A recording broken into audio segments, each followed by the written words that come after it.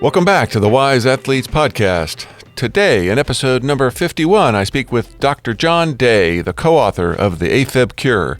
We all know people who have AFib, and statistics say 1 in 4 of us will experience it at some point.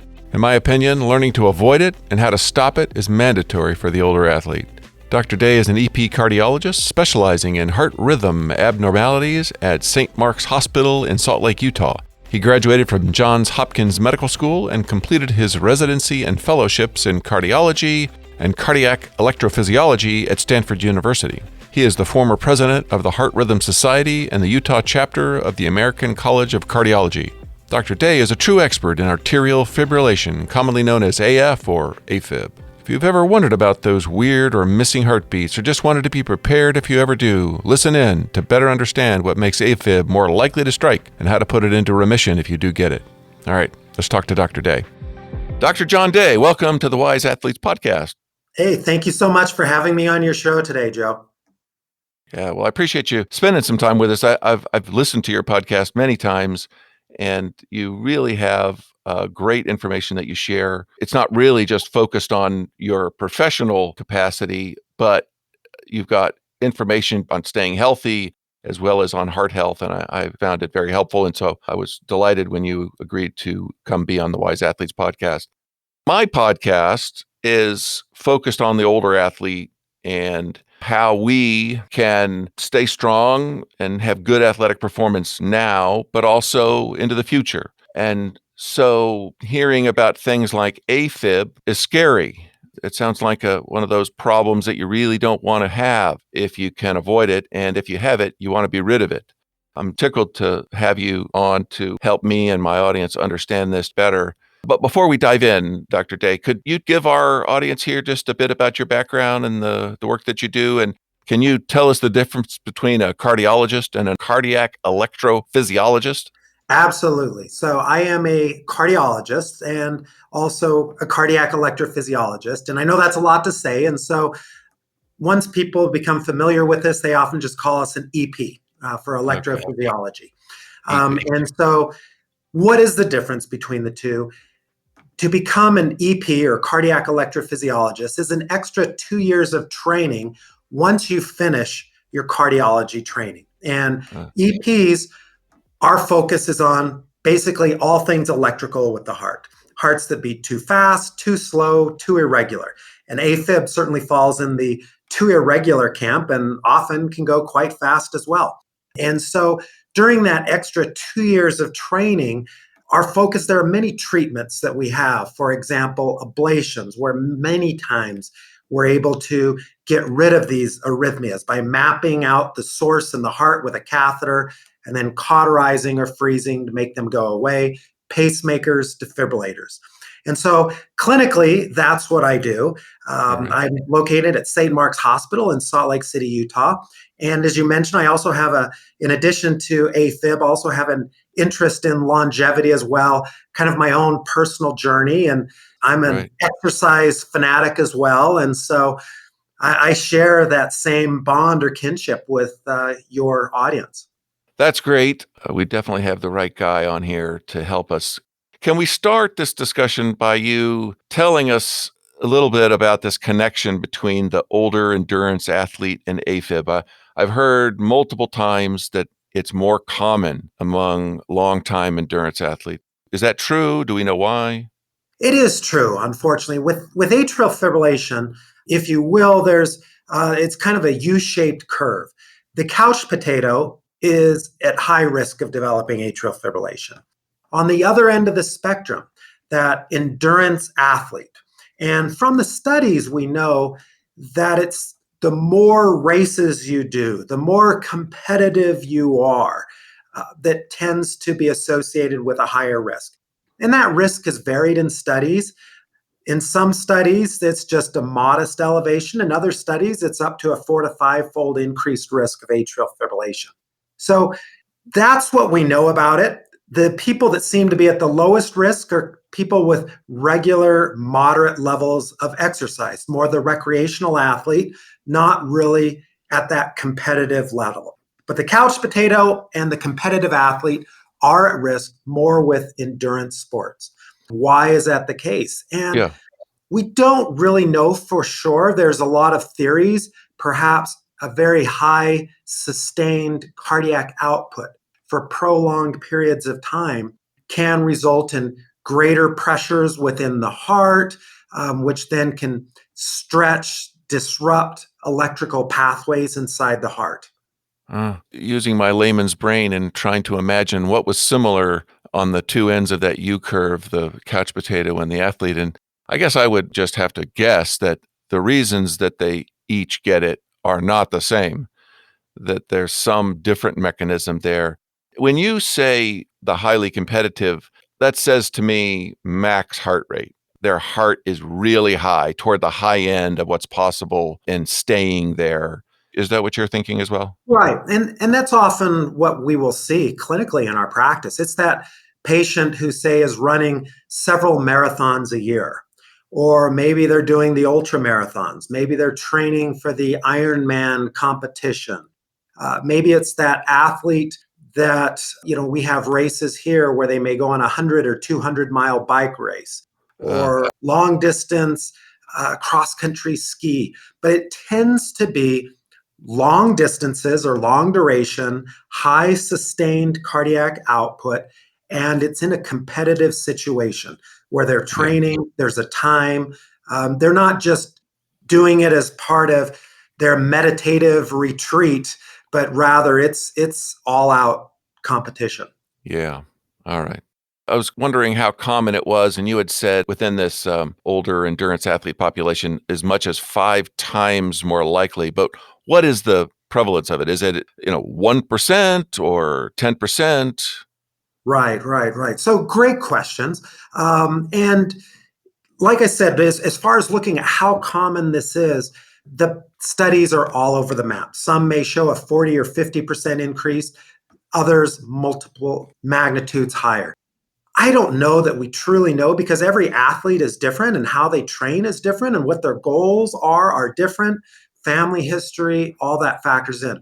In general, if there are also studies that show that if you were to round up everybody in the US, about 1 in 4 will have at least one episode of atrial fibrillation at some point during their lives. That could be at the very end, that could be earlier. And there are lots of factors. And you were spot on when you said it sounds like the mechanism is completely different between the couch potato and the ultra endurance athlete.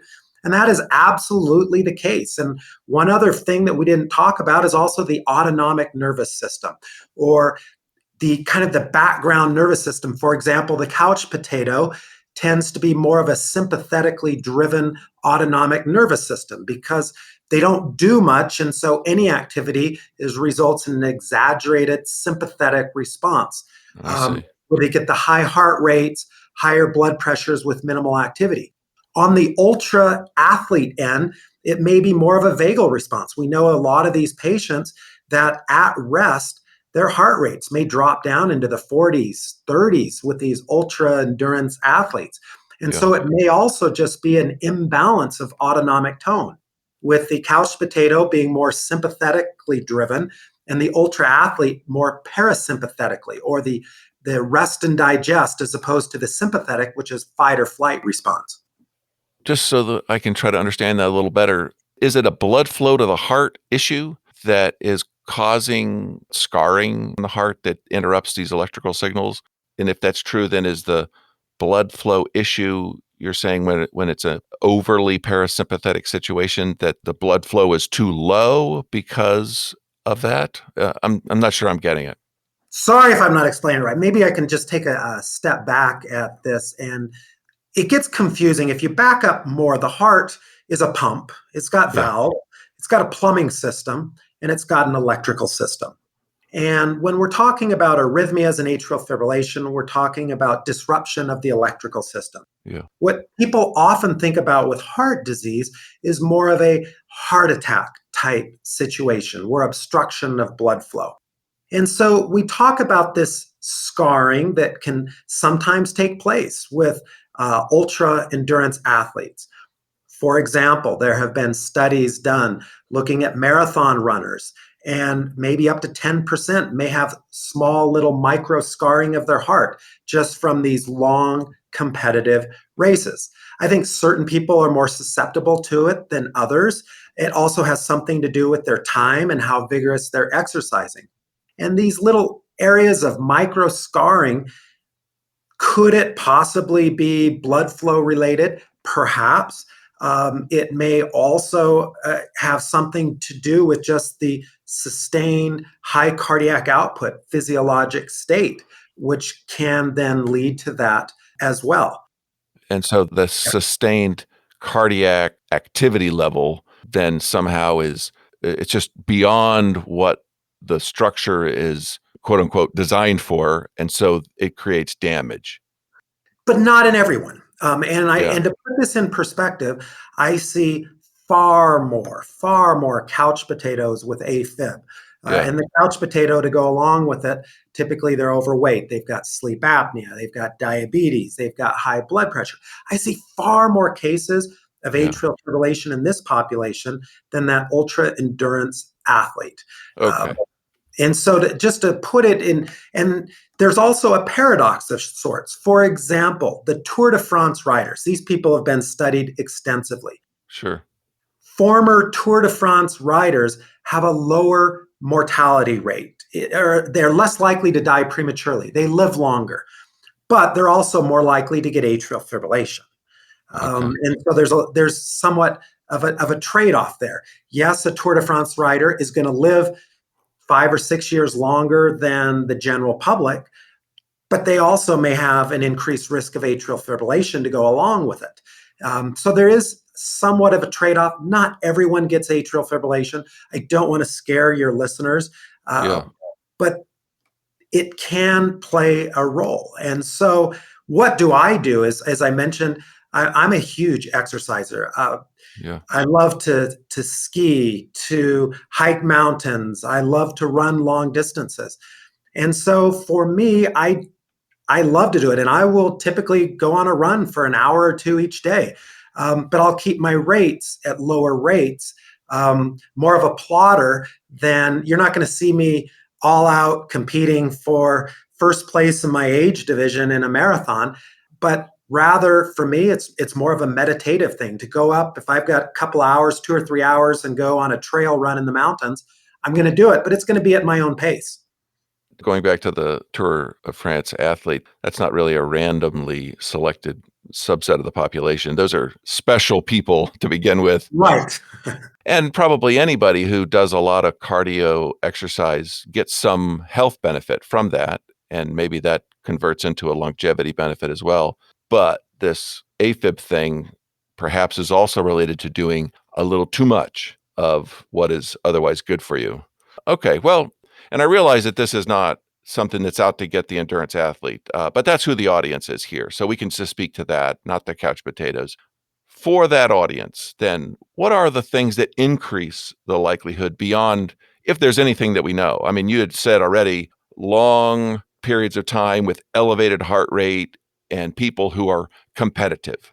So, which is a sort of another way of saying the highest heart rates that they can sustain because they're trying to beat the guy next to them who's also trying to go as hard as he possibly can for as long as he possibly can in this race. Are there other risk factors? Just because people do endurance exercise doesn't mean they don't have other kinds of chronic metabolic issues or, blood pressure type issues. So are there other things that people should be aware that maybe there's more reasons to get these other things dealt with than just they're supposed to? Absolutely. We know that family history or genetics plays a role, and genetics plays a role in at least 20 to 30% of the cases that we see. Okay. As far as from a genetic standpoint, more common in Caucasians than in other ethnic groups. But family history does play a role. If your mom and dad both have had AFib and they got it at a young age, and you've got 3 brothers and 2 sisters with AFib, there's probably a gene in the family. There's something going on there. So genetics plays a role. But lifestyle is also critical as well. Weight is a huge predictor of atrial fibrillation. The leaner you are, the less likely you are to get atrial fibrillation. Oh, that's interesting. So that older athlete that maybe is 20 or 30 pounds above where they should be. And now they're pushing their heart hard, may be at higher risk of atrial fibrillation. So Okay. weight plays a role. If your goal is to beat AFib, leaner is better. We also know that diet plays a role. I mean, I've yet to hear a case of somebody telling me that eating too much broccoli put them into atrial fibrillation. Yeah. But conversely, I've heard many times fast food, greasy food, overeating, what have you, kick their hearts out of rhythm. Are you saying that like as an immediate trigger of an episode? It can be, Oh, or within 24 hours of doing something like that. that's interesting. Because I was understanding you to talk about kind of long-term chronic things that eventually could make it more likely for this condition to arise. But you're saying there's also this stuff that you would do in the moment that would trigger an event. Absolutely. And let me tease that out because there's this chronic substrate for atrial fibrillation, where it leads to scarring from whatever mechanism, whether it's high blood pressure, diabetes, being overweight, running ultra endurance marathons, and trying to run 100 miles in under 24 hours type thing. That does Yeah. lead to some chronic, or could lead to some chronic micro scarring of the heart, which then predisposes you to atrial fibrillation. So it's kind of that, or aging as well plays a role in that. But then there are also acute triggers. For example, even in teenagers with perfectly normal hearts, they shouldn't have anything wrong with them. They drink too much alcohol, it can put them into AFib. And I've Oh, seen many cases, and we call it the holiday heart. Alcohol is a big trigger. So there can be these acute triggers where if somebody is particularly stressed out or anxious on a specific day, that acute trigger can kick them out. But usually it's a double hit. Usually there's something smoldering in the background that we've been talking about, but then there can be an acute trigger which pushes them over into an episode at that moment. that's really interesting. I wonder if these acute triggers give you a peek into the future and maybe could alert you to something that's been building in the background, but it has never come up, but now it's starting to because you put extra stress on it, whether it was some very hard athletic thing or extra alcohol for whatever reason, and maybe caffeine. I'll tell you the one thing that has caused me to have the most like, what is that? What is happening in my chest has been caffeine related. Is caffeine one of these triggers? So, great question there. If there have been a number of studies where they interview patients and ask patients, what are your acute triggers? What certain things are likely to kick you out of rhythm immediately if you do them? And interestingly, of course, Yeah. alcohol is number one on everybody's list. But caffeine, or a bad night of sleep, or stress, anxiety, is always seems to be right behind Okay. alcohol as an acute trigger. So if you talk to patients, they'll often tell you caffeine is a trigger. But the paradox is when you look at studies involving populations of people and you run statistical analysis on it, when you look at it objectively from a scientific study, caffeine does not Huh. seem to be an acute trigger, with the exception of energy drinks. Energy drinks, and it's Sure. probably what's in the energy drink, whether it's the sugar load, the artificial, whatever crazy other things they've put into an energy drink. But outside of energy drinks, at least in the scientific studies, caffeine doesn't seem to be a trigger. However, if you ask patients subjectively what kicked you out of rhythm, caffeine always seems to be among the top three responses. So, what do I tell my patients? I tell my patients, if you feel like you are caffeine sensitive, that overdoing it on caffeine kicks your heart out of rhythm, don't do it. But if you find that you can tolerate your caffeine, then the studies would support that it doesn't seem to be an acute trigger of atrial fibrillation. Okay, great. So the triggers are personal. People are different. And I guess I'm also hearing that sometimes you can get these acute triggers because you were talking about the college kid who goes into AFib. Well, he probably doesn't have a lot of scarring in his heart No. that's been building up over years. So you can get AFib, at least the symptom of it, atrial fibrillation, that is just acute and there is no chronic part of it. But for the audience here, I think mostly what we're talking about are people who have been exercising hard, maybe racing a lot for a long time. And there probably is something, and aging, you had said already, was a Yes. risk factor. So for the people who maybe are predisposed to it, it's been building over time. And these acute triggers might fall into two categories. One is giving a peek into the future. And so if somebody has one of these acute triggers and they feel something funny, that might be something to look into and figure out how to deal with that. And then for the person who knows that they have it, learning what their own triggers are, that would be knowledge worth having so that they can avoid that. And that leads me to this next area of question, which is it's more than just a nuisance. I have heard that it's progressive, meaning that the more it happens, the more likely it is to happen. Is that true? Right. There is a saying in the medical field, AFib begats AFib. And some of my older patients would refer back, it's like kind of like that old record player. You're wearing a groove in your heart, and so it wants to go into this alternate rhythm there. I would say, in general, yes, it does tend to get worse with time unless something changes. What could that something changes be? For example, let's say that ultra endurance athlete backs off a little bit on their level of exercise. I've seen AFib go into remission. Or my more typical patient who is overweight, has high blood pressure, diabetes, they drop 20, 30, 40 pounds, the AFib goes into remission. Or perhaps, as I mentioned, most of my athletes, I should say, most of my athletes that get AFib, exercise is their drug. I could not scale back my exercise. It is part of my DNA. It is my antidepressant. I cannot scale it back. And most of my athletes with atrial fibrillation usually end up getting it treated with an ablation because they do not want to take the medications, because the medications will compromise athletic performance and they can't dial it back. And so they usually opt for an ablation.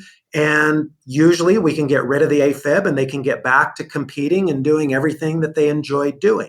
And we tend to get better results in our athletes than we do the couch potatoes. So that's usually the pathway, but you're right. It does tend to get worse with time unless something changes. What you had said that AFib begets AFib is a little different than it gets worse with time. I guess I was trying to get to confirmation that the reason you shouldn't just live with it as a nuisance, like, oh, heck, my heart is doing that thing. So I'm just going to, I'm just going to live with it for today. And then, oh, and I shouldn't eat that hamburger. So I won't eat another one until I forget. That mindset is not right. If it's true that every time it happens, it makes it more likely for the next time for it to happen. You really need to do everything you can as soon as you know that this is a thing for you to keep it from happening at all. Okay, hamburgers are out, or alcohol is out, or maximum heart rate exercise is out. Once you have identified that you have it or you're prone to it, in order to keep it from getting more likely to happen. Am I understanding that? Yeah, you've hit on a few good points there, and if I might just comment Yeah, yeah. a little bit is so for our audience, the athlete, for the athlete, there are specific triggers for athletes that I see all the time for atrial fibrillation. Exercising in a dehydrated state Mm. or electrolyte depletion state are huge. And my athletes will typically tell me that if they haven't properly hydrated or they've pushed themselves too hard in a certain temperature, weather condition, Mm. they're more likely to go into atrial fibrillation. Optimizing the electrolytes. And on the electrolyte side, making sure that magnesium and potassium levels are optimized the best they can. And hydration status is critical for athletes, especially as they get older. And there were two, you correctly picked up on two things that I talked about. AFib begats AFib. The more AFib episodes you have, it does lead to some scarring. The heart is more likely to scar quickly more quickly when you're having more AFib episodes. So you don't want them because the AFib episodes lead to more scarring, Okay. which then in turn leads to more AFib. I also mentioned over time factor because we've talked about aging plays a role, but it's also how fast you are aging. If you can slow aging to a crawl, then Ah, AFib is less likely to get worse. If you're aging very fast, and so it comes down to the basics. You want to optimize your nutrition. You want to keep your weight in check. You want to make sure that you're optimizing your sleep. You want to make sure you're optimizing stress and anxiety levels. You want to take care of these things and then also being smart about your exercise. Don't go for a long, crazy run or bike ride in a dehydrated state. Make sure that you're taking care of yourself along the way. yeah. Okay. Now I got it. Thank you. That is really good. Let's talk about what the alternatives are for people. You had talked about ablation, and I think that that really is sort of, especially for this audience, that's sort of the goal. That if I could just get it to go away, I promise I'll be good in the future. If you can just make this problem stop, and I think that's what the promise of ablation is. And there's, I think, a lot of success with that. There are other things that can be done. I'm assuming you had mentioned medication, but you also said that there were some issues with that related to athletes. And then lifestyle changes, I guess, getting yourself healthy, slowing your aging, as you put it. Are those the three categories? Yeah, and that's really, if you wanted to boil it down into a nutshell, what can the listener do if they want to minimize or avoid atrial fibrillation or reverse? It's living as healthy as you possibly can in all areas. That's really what it comes down to. And atrial fibrillation, at least in the general population, is more of a marker of premature aging. It tends to be a marker of somebody who maybe hasn't taken care of themselves as well as they Yeah, should. And they are experiencing that faster aging. In the athlete population, family history often plays a role, and they're pushing themselves to extreme levels. And maybe they're compromising on sleep. Maybe their stress and anxiety levels aren't under control. Maybe they're not exercising in a smart way when it comes to optimizing fluid status, electrolyte status. These may all be playing a role. And I think even more big picture, and you had mentioned a while back, is, oh, here's that AFib thing again. I'll just push through it. This isn't something you want to push through. When you are in atrial fibrillation, the heart has four pumping chambers. The two upper chambers are not pumping. Your cardiac performance has just dropped 20 to 30% while you are in atrial mm, fibrillation. So your engine is compromised. And if you are one of those competitive athletes, you don't want AFib. You're not going to win that race if your heart is going into AFib. And the more episodes you have, the more prone you are to have more right. episodes. So you do want to jump on it immediately. But it's not just that. When the heart is out of rhythm, it can lead to blood clots in the upper chambers of the Ah, heart because the upper chambers are not pumping. So the stroke risk is very high for patients with atrial fibrillation. The heart failure risk is very high for patients with atrial fibrillation. So it is not something that you want to ignore. It will bite you in the end. Even if you think you can push through it, it will bite you in the end. yeah. It's not only just getting worse, there could be immediate fatal consequences from it. So deal with it for sure. People should do the lifestyle changes. They already know what they should be doing in order to live longer, to be healthier. They're getting a lot of that advice from their doctor already. They should just, this is another reason that they should do that. And exercising isn't all that is necessary. Let's leave the medication to last because I think that for this audience, taking medicine that's going to keep your heart rate low and things like that is going to be so unpleasant that people are not really going to be interested in that. Let's talk about the ablation first. Tell us what you're doing and how long is it? Is it like open heart surgery? And then what's the success rate? So with ablation, it is an outpatient procedure, in and out, same day. No, it's nothing like Whew. open heart surgery. Excellent. We run a catheter up through a vein in the legs. That's a vein, not an artery. And so running a catheter up from a vein into the heart, the patient is asleep. We're in and out in under 2 hours. Patients then are observed for about 3 hours after, and then they're home. And as far as returning to the gym, returning to vigorous exercise, I usually tell my patients 5 days and you can go back to full activity, full exercise levels. So, from that standpoint, it's not major surgery. People can get back to their training very quickly. And so from that standpoint, it's very well tolerated. Yes, there are risks, but the risks continue to get lower and lower with time. Technology is getting better and better.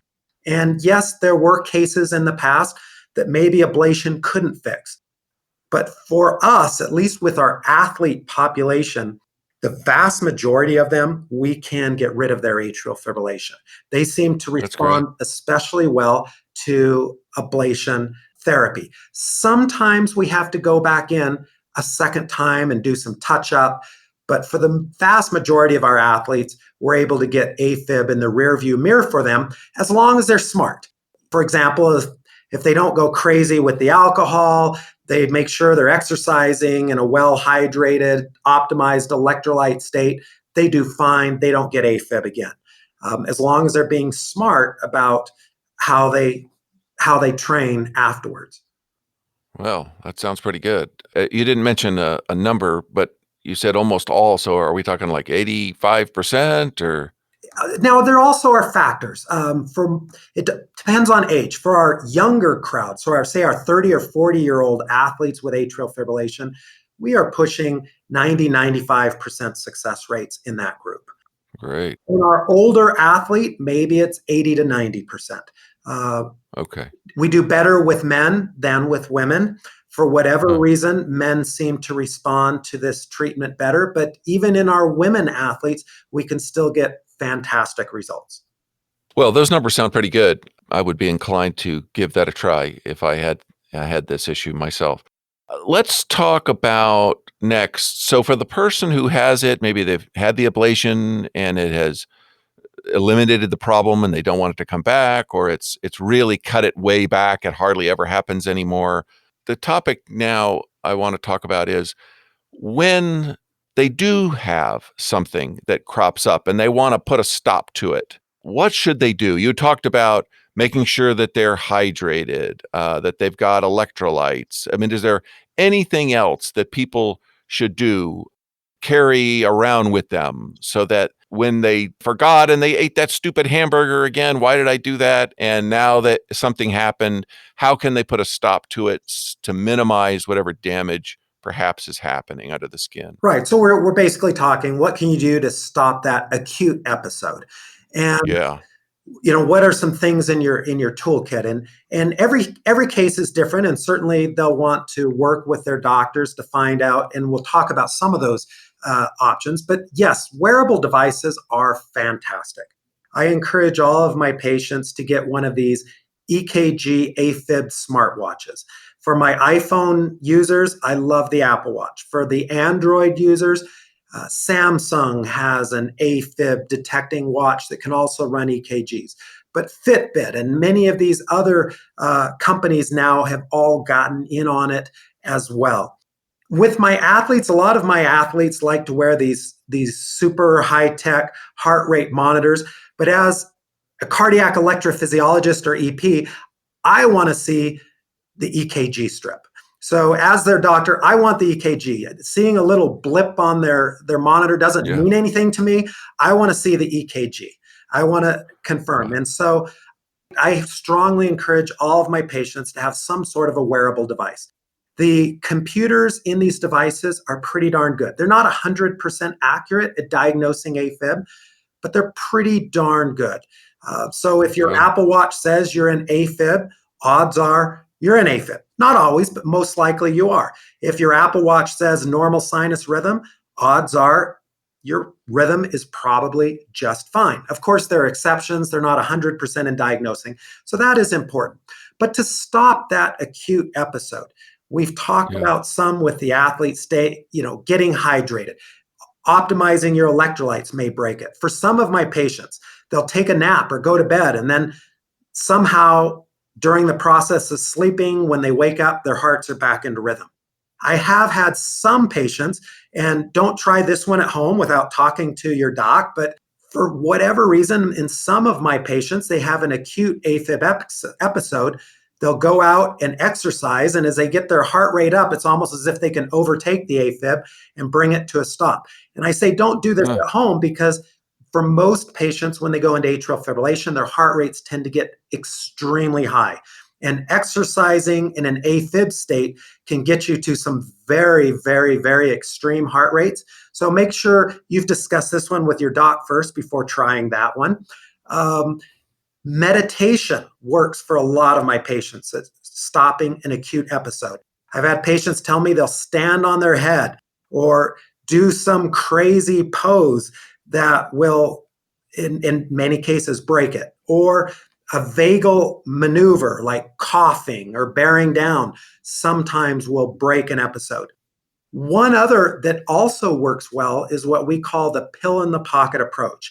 And this is something that they would need to be in partnership with their doctor for, is taking an antiarrhythmic. Say, for one of the most common in a situation like this might be a medication called flecainide. It requires a prescription. They're not taking that antiarrhythmic every day. They keep it, maybe they have it in a little plastic bag in their wallet or in their purse or the glove box of their car or wherever. And then during that acute AFib episode, if they can't quickly stop it naturally, they may take an antiarrhythmic, which then will get their hearts back into rhythm within an hour in most cases. And so that is also an option of bringing it to a stop. Nobody wants to have to go into the ER after a long exercise, but sometimes that is necessary. If nothing else works, you may need to come into that ER to get your heart shocked back into rhythm. But for most of our patients, there are other ways that they could break it, or partnering with their physician and going other options. For most of my patients, going to the emergency room is the last thing they want to do. Yeah, those are good tips. And probably, again, it's going to be different for different people. So if they're in that situation, they should try these things in discussions with their doctor, because this is not something they should be doing on their own, and just figure out what are the things that help them, whether it's getting their heart rate down or getting their heart rate up or coughing or whatever, but certainly getting the hydration right and the electrolytes right. That makes sense. I wonder if there's anything else. I'm sort of getting to the bottom end of my list of questions, and then I'll just open it up for anything else that you think we should know. You mentioned something on one of your own podcasts that I thought was just fascinating. I wish you'd talk about it here. Right side versus left side sleeping. Yes, this is something very fascinating. And throughout my career, I've always been fascinated as I try to talk with patients to get clues. I find that most of my arrhythmia patients naturally gravitate to sleeping on their right side. And I always thought, why is that? Or patients will tell me, if I lay on my left side, I feel my heart. And from a mechanistic standpoint, when you do lay on your right side, gravity does pull your heart to the center of your chest. So if you Yeah. are having an irregular heartbeat or premature beats, you are probably less likely to feel them. If you are laying on your left side, gravity is now pulling your heart up to your chest wall. And so you are more likely to feel every little skip, bump, jump of your heart. And so arrhythmia patients become very in tune with their hearts. They can feel every little misfire. Not all of them, but many of them develop this sixth sense or this spidey sense that they can detect any little irregularity. And for them, sleeping left side down, they're more likely to feel it. Does it actually cause AFib or not? There are very little data on this. I saw one small study, not very well done, suggested that maybe sleeping left side down increases the risk. But then more recently, I saw a study that says it doesn't. So, Yeah. personally, I don't know that it makes a difference from what I've seen with my patients over the years, but they are more likely to sense an irregularity if they're left side down. Yeah. The reason that it caught my attention was because I have just recently become aware of a difference in my own physiology where when I don't move at night when I sleep. And so when I go to sleep on my left side, I wake up on my left side. And when I go to sleep on my right side, I wake up on my right side. So, and I track my heart rate with one of these wearables that you were talking about. And I have a fairly significant difference in my heart rate depending on which side of my body I sleep Interesting. on. Interesting. And sleeping on my left side, I get very low heart rates. Hmm. And on my right side, it's up like 5 beats Wow. during the night. So I was just pondering that when I encountered your left side, right side thing. And I thought, there is differences there. I wonder what that is. Anyway, that's irrelevant to the AFib question. Before we leave that, there is one other area of sleeping, and that's sleeping on your back in atrial fibrillation. Okay. If anything, sleeping on the back is probably the worst. Why is that? For many folks, when you sleep on the back on your back, especially if you're carrying extra weight, you're more likely to have sleep apnea episodes. Yeah. You're more likely to snore, stop breathing in the middle of the night. And that is important for atrial fibrillation because sleep apnea quadruples your risk of atrial fibrillation. And so, for many of my patients, if they can learn not to sleep on their back, they're less likely to snore or have sleep apnea episodes. Usually, their spouse or sleeping partner can help guide them on this. And usually, the spouse or sleeping partner can make the diagnosis of atrial fibrillation. So, if your spouse or sleeping partner tells you that you snore like a train and then you'll stop breathing and gasp for air in the middle of the night, that's a classic case of sleep apnea. And that's also the person who's probably heading toward AFib unless they make some changes. Yeah. That's so interesting. I wonder, does anybody know why that is? I mean, often that's associated with being overweight, which we'd already talked about being a risk factor for AFib. But also the other thing that I have always wondered about with the sleep apnea was just sort of the oxygen deprivation that comes of that, not breathing for a while and then gasping for air and that happening hundreds of times every night of your life. And being totally oblivious to it. Yeah. Are you aware of any physiological connection or are they just associated with each other? So great questions. Why on the back? It's felt to be just the weight, all the extra tissue, fatty tissue in the neck collapsing the airway at night if you're sleeping on your back. Yeah. And you're right, it's those drops in oxygen levels. And sleep apnea patients will often drop their oxygen levels down into the 70% range, 60% range at Wow. night. That's unhealthy for the heart, causes massive blood pressure fluctuations, triggers AFib episodes. So I have seen many cases where people just get their sleep apnea treated and the AFib goes into remission. Huh. So sometimes that can be a simple fix. So, and then for other folks, if because wearing that CPAP machine or whatever at night can be difficult, but for many of my patients, just getting them off the back. There are shirts, for example, you can buy t-shirts, you can buy on Amazon with a little pouch on the back. Put a little tennis ball in there, and you'll learn really quickly. Don't sleep on your back. It gets you off your back and may help with sleep apnea, may help with AFib. Very clever. Very clever. Well, okay. Well, that was the end of my list. Was there anything else that you think our audience should hear about, know about related to this?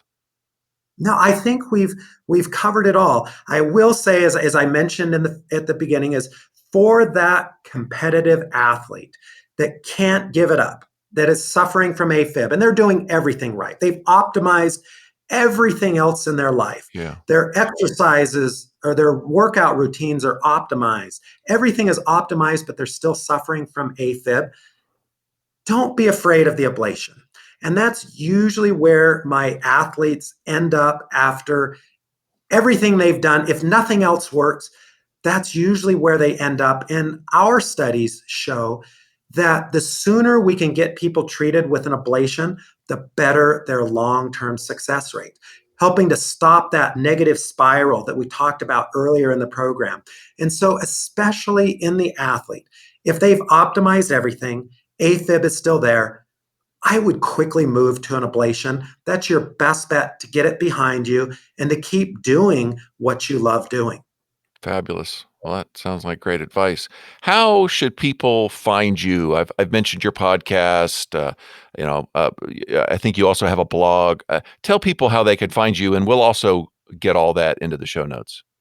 Excellent. So I've written 2 books. They've both been bestsellers. The first book was The Longevity Plan, about our 5-year research project studying this group of centenarians in remote China that have the highest percentage of centenarians in the world, and kind of breaking it down, what makes them tick. Great. The second book is The AFib Cure. That one came out this past year. It's been out about 8 or 9 months. We're still in the top 10 on Amazon in the cardiovascular space, which is pretty good for a little AFib book, beating out all of the diet books to prevent heart disease. Really? So that's out there. I do have a monthly newsletter on optimizing for longevity and normal sinus rhythm, which is the rhythm that we all want to have. I have a podcast. So there are many ways, or just find me on my website, drjohnday.com. Excellent. And all of the rest of that they can find through that website? Absolutely. Fantastic. Dr. Day, thank you very much. I appreciate your help. Excellent. And thank you so much for having me on your show. It was my pleasure. Bye-bye. Bye. Thanks for listening in to my discussion with Dr. John Day. His talk gave me hope that if AFib came calling for me, I would have a solution to give. If you would like to know more about AFib or Dr. Day, be sure to check out the show notes at wiseathletes.com. While you're there, you can sign up to take a free fitness practices assessment, send us a question to address on the podcast, see all of our episodes, subscribe to our podcast, and you can sign up for a newsletter. If you are on social media and enjoyed this episode, please post about it. That'd be a great help. Thanks again.